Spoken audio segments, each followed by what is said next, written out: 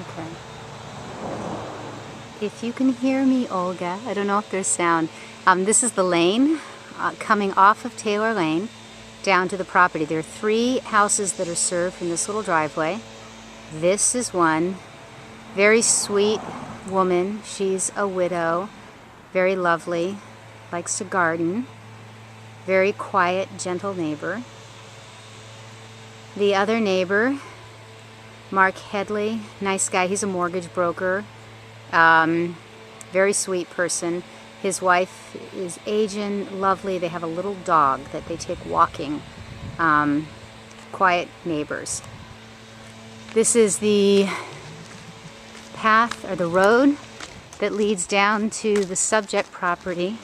I'm just going to keep this rolling because it's harder to stop and then upload separate videos. So this is the entry gate.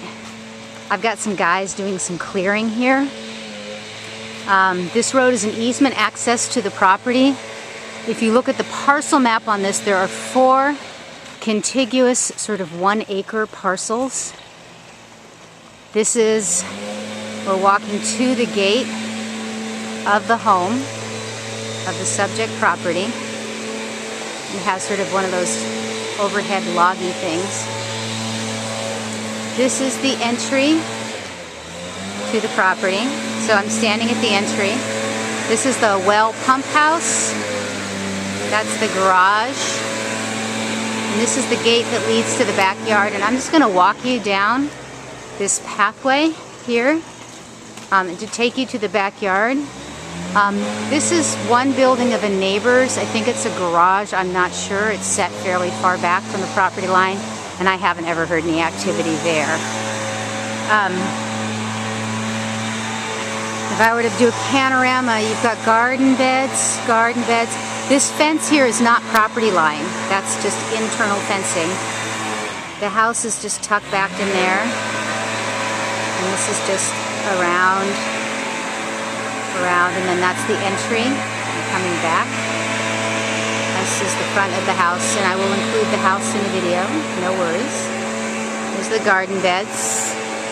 There's some great lemon trees in there, full of lemons. So we go through this gate, and this fence right here should go away because it separates the property. And this front of the property feels like 1 acre. And then, however, you get much more property. Oh no, the guys are out here working, so it's going to be dusty. So this is the back lot of the property. And it's huge.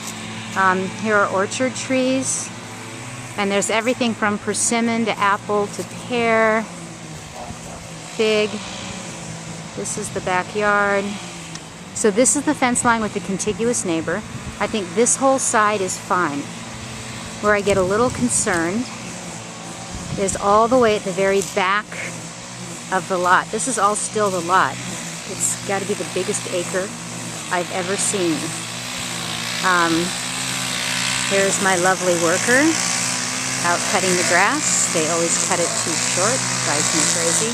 Okay, so this is the portion of the neighbor that I just don't know about. I don't know what's going on here. It looks sort of just like storage buildings. You could plant. You can see stumps. Historically, there were trees here. I think if you were to plant alongside here, you could make the neighbor go away visually. I did hear a couple little dogs barking, but nothing exceptional. So this is the yard. This is the property, meadow.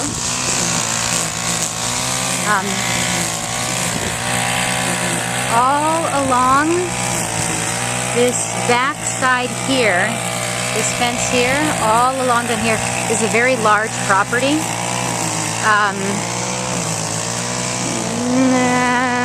10 plus acres. I do not believe it is developed. It's been raw land for a really long time. We're coming up on the fence line, and I'm just showing you the adjacent property has this beautiful pond. I don't know if you can see the pond there. And then this is the neighboring vineyard. This is looking up at the subject property. Now you can sort of see where that neighbor lies at the very back. It doesn't have any relationship to the house, but it's at the back of the yard. If this was my property, I would plant trees there before close of escrow, I think. And that would probably do it for me. Here's more of the orchard. More of the orchard. This is sort of looking out at the adjacent property. So, you know, privacy is relative. You don't have houses around you, but you will have workers in the vineyard from time to time. Not super often, but they come. This is sort of panorama of the meadow and the side yard. And again, here's this fence that just splits the property in two. I would get rid of that fence immediately. I'm coming through the fence, and this is the sort of backyard portion of the lot overlooking vineyard. This whole deck has been rebuilt. This is the side of the house, and this side gate leads to the front yard. This was a really expensive deck. It's all clear heart redwood, and it's huge. Huge deck. And this is kind of the big buzz, because you have this really beautiful view off the deck over this beautiful pond. Let's stop and look at the view.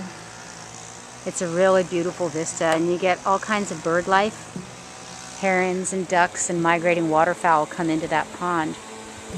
You're overlooking Camus vineyards and then Suma vineyards, and Suma is one of the most famous of all Pinot vineyards in California. It's an amazing vineyard. And this vineyard here with the pond is the vacant parcel that's owned by the same people, and they will be selling that in a couple of years. I just don't know what it would go for because of the premium quality of the grapes. It could be expensive. This is sort of a little section of the property. This is slowly panorama back to the fence line. Redwoods. It's a very classic kind of groovy Occidental setting. Some trees. So this is property line there. So there's sort of a little sitting area here. This is the property line that's shared with a very nice neighbor who is a widow. Here is yet another fence I would take down because I think it sort of plops off the property. This could perhaps be an area if you wanted to do an addition and not push into the big meadow. You could do an addition here. On the other side of these birch trees, they're beautiful. You could pick up some ocean view. Not a huge, but you would have an ocean peak on the if you didn't have these birch trees. Lots of trees. Here's your house. The house itself is in good condition. It's just sort of dated and sort of homely, and you will see that in a moment.